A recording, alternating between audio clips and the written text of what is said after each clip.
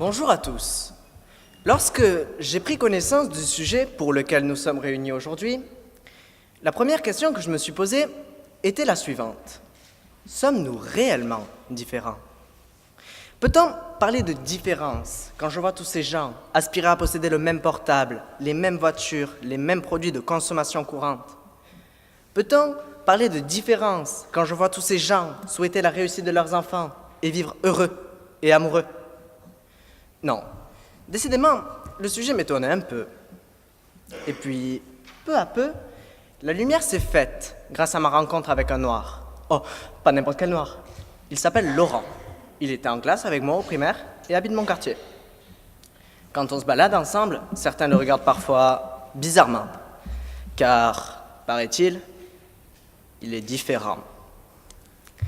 Peut-être est-ce à cause de tous ces gens si attentifs, si regardants, si pointilleux au moindre détail, que l'on observe cette forte expansion du racisme en France. Alors, entre les « ils nous piquent notre travail », les « ils ne mangent pas comme nous », les « ils ont combien de gosses ?» Garder la tête froide n'est pas chose facile. En effet, beaucoup de gens prétendent que, par la faute des étrangers, l'économie française est au plus mal. On parle de voleurs, de profiteurs, de l'attrait des allocations familiales, de la délinquance. La France est un pays riche et pacifié, dont la prospérité attire des populations qui vivaient dans la misère ou la guerre.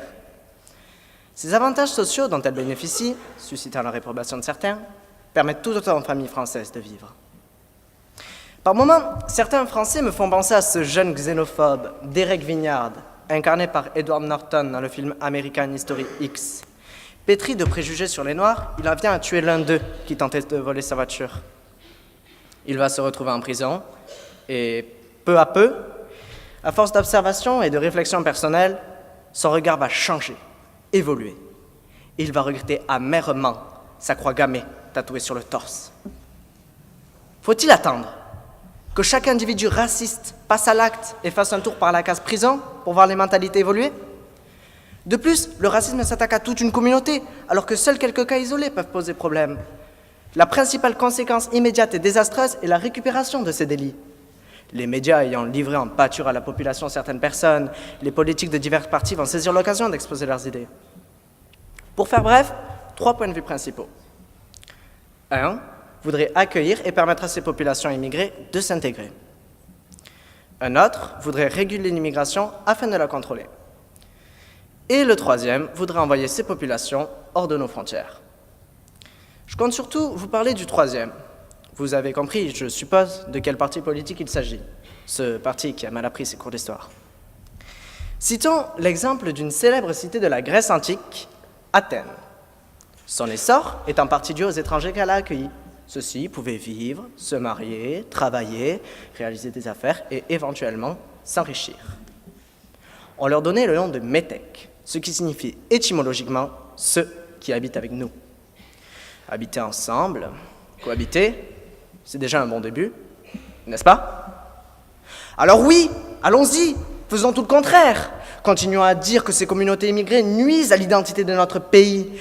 Et dans quelques années, avec cette magnifique éducation que nous donnerons à nos chérubins, nous pouvons être sûrs que la concorde et la paix s'installeront durablement. Tiens, tout cela me rappelle étrangement l'idéal d'un homme tristement célèbre du XXe siècle. Pas vous? Attendez que je me souvienne. Comment appelait-il ça déjà? Ah oui, la race aryenne. À voir comment les mentalités évoluent, il n'est pas impossible que mes craintes deviennent réalité. Les communautés musulmanes et juives sont particulièrement exposées à ce genre de racisme, encore tout récemment, avec l'attentat au journal Charlie Hebdo. Alors que les agresseurs sont 2 ou 3 Français qui se sont fait endoctriner par une minorité extrémiste, c'est la communauté tout entière qui est en passe d'en pâtir. Alors, s'il vous plaît, avant que je ne finisse, j'aurai une dernière requête, destinée à chaque personne s'étant sentie concernée par mes propos.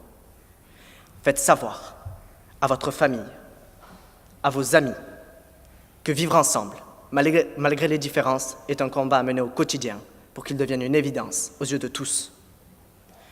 Ensemble, pour mon ami Laurent, pour vos enfants et le monde que nous laisserons. Je vous prierai, mesdames, messieurs, de réfléchir à ce que je viens de dire. Comme a dit Martin Luther King, nous devons apprendre à vivre ensemble, comme des frères. Sinon, nous allons mourir tous ensemble, comme des idiots. Merci de votre écoute.